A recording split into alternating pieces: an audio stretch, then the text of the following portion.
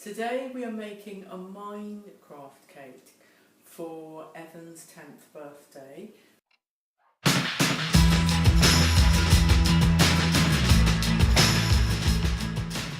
And stage one is the chocolate buttermilk cake, which I'm going to explain how to make. First of all, in here I've got 225 grams of dark chocolate, 65 grams of cocoa powder. You can use Dutch processed cocoa powder, which is makes it much darker, but I find it's quite difficult to get hold of. And alongside that, I'm also going to put in 175 grams of butter. Got some deliciously odd unsalted butter here from the Co-op, which you actually find more expensive than Waitrose, would you believe it? Okay, so that goes in here. It's 175 grams of butter, almost there. That'll do. Okay. So pop that on there. I'm just going to let that all melt. While that's melting, I'm going to explain the next bit I'm doing, which is the flour side of it.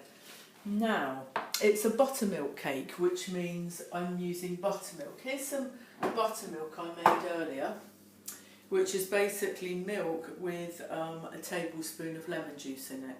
The buttermilk works with the bicarbonate of soda as a raising agent and gives it a very light, fluffy texture.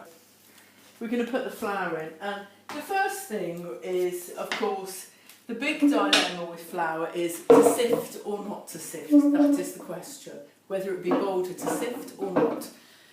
In this instance, because it's a special occasion, I'm sifting. So 175 grams of plain flour goes in here. And alongside that, I'm going to put in half a teaspoon of baking soda. I'll let you into a secret here. I've never actually made this recipe before, but it does have 4 eggs in it, whereas normally with 175 grams, you'd have more like 3. And I'm going to put in some salt as well, which sets off against the sugar very nicely.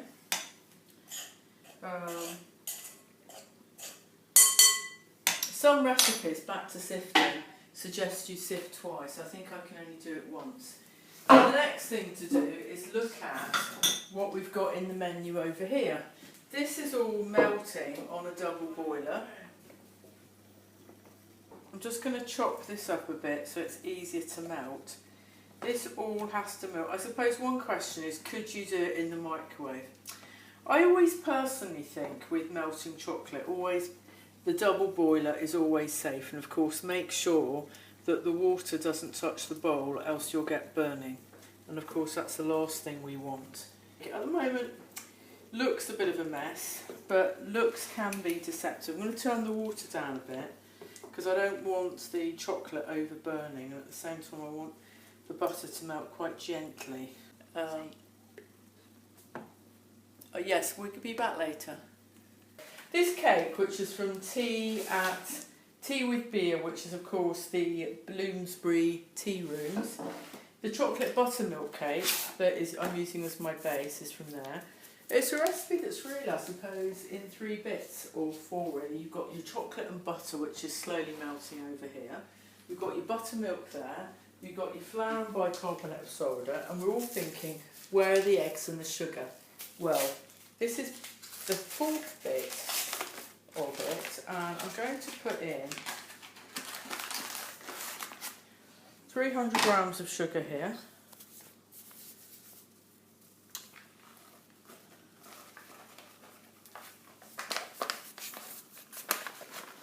I couldn't get, this is where my recipe deviates actually, because I couldn't get any, I'm going to sift that actually, I couldn't get any caster sugar today, which was very frustrating.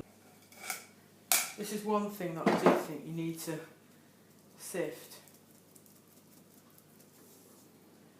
Right, so I've got my 4 eggs. We don't need to worry about that, chef. 4 eggs. I've gone for El Chico eggs here. I'm going to put them actually in that bowl, and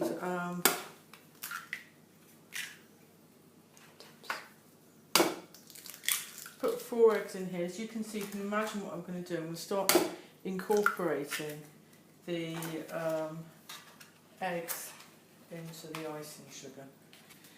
And I'm going to get out the whisker now, the Whisk of Fortune. So now I'm going to make some space over here. Put that there. Do I find it difficult cooking in a small kitchen? Do you know, yes and no. I think there's advantages and disadvantages. The one disadvantage, of course, is also the disadvantage. With little space, there's less to tidy up. Because I think if I had a bigger one, I might make more of a mess, to be honest. But is that possible? I don't know. I'll just pop my buttermilk down there for a minute. And then I will start shelling in the icing sugar, just a bit at a time.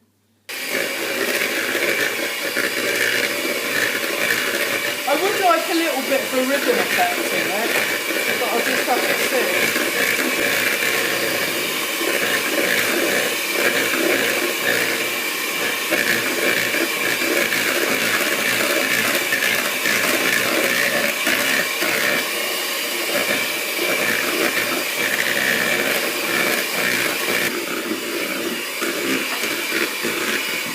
You can see that it's developing a slight sort of ribbon effect, which is good. I'll just give it another couple of minutes just to make sure everything's incorporated. I think one of the downers, one of the sort of logistics here, which is a huge cock-up, is that I'm supposed to pour anything. It says here, put the flour, add 1/3 of the flour mix to the chocolate mixture and mix well. What I'm going to do, in a bit of a sneaky, cheaty way, is I'm going to put my flour, seems like musical bowls here, but I'm going to put my flour in here. I'm then going to put my chocolate sauce, obviously. Oh, there's still a few little lumps. So just cook that through properly.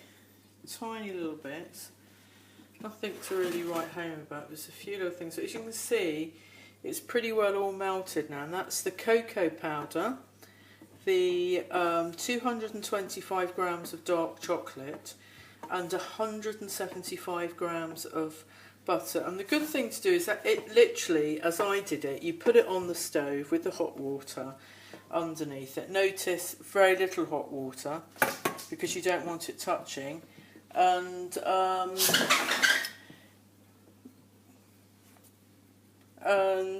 you see that's all beautiful now. So I'm going to put that, we don't need to worry about that anymore. I'm going to put that in here. So it's all beautiful, thick and delicious chocolate. So I pour all this in here, which we all love. The one thing we all love is chocolate. And then what we do is we're going to slowly fold all the other ingredients in. I think I'll leave that for a minute because I can probably get some more out of it. But the key thing is I first want to get, and I'm going to get rid of that for the moment. I'm going to put the 1/3 of the flour in. I haven't weighed out the buttermilk yet. Because I don't want all of that. I've got 1/2 pint of buttermilk there. So I've got a bit of the chocolate, which I've folded in very nicely. You see it's very dark, dense colour. You just see how it's all... It's good to keep it smooth. You can see the work that the spatula's doing, keeping it all in, stopping those lumps.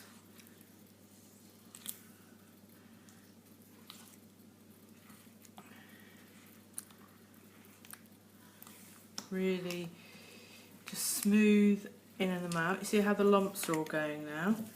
You don't want lumps in it. It's a beautiful texture, absolutely beautiful the way the colours are really coming on in there. So I've done a third of the flour mix, and then I'm going to add in half the buttermilk. Now the buttermilk I've got is 235 mils. So I've just got to lay out. The trouble with all these, not the trouble, the challenge is to keep the actual washing down. So I'm going to measure out 235 grams of my homemade buttermilk, which cost a tenth of what it costs in the shops. So that's 230.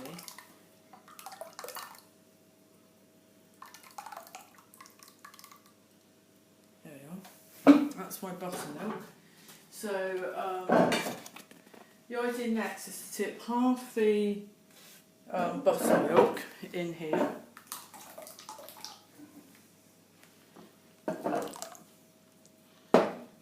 And then, again, you want to mix in so it's all thoroughly incorporated. And then I'm going to add this in.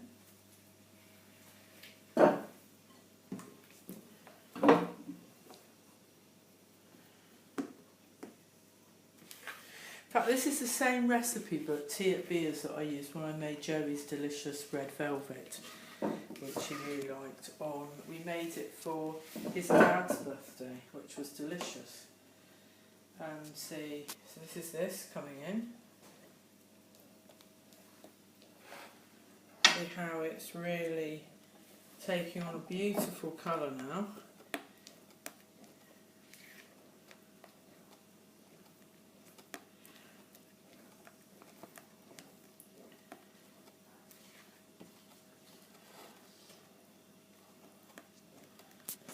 The next thing I've got to do now is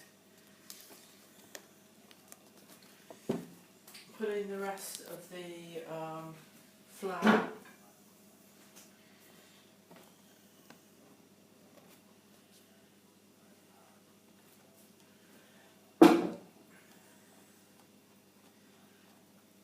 Keep folding till it's all in. Almost there now. You can see the texture of it and how the lumps look like they're massive at the beginning, but you keep folding it and incorporating it. And by folding it and not using a whisk, you're actually getting a lot more of the air into it. And final thing is the last of the buttermilk. You can see how, of course, the more airy it gets, the more the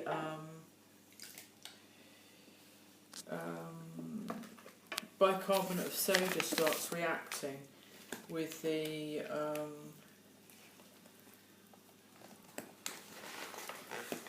acidity of the lactic acid in the milk. And the last thing I need to do then is just scoop out these final bits and add them in from here, because this is very bitter chocolate and I don't think the kids would particularly like it. Its strength is in there's some seriously dark chocolate in this.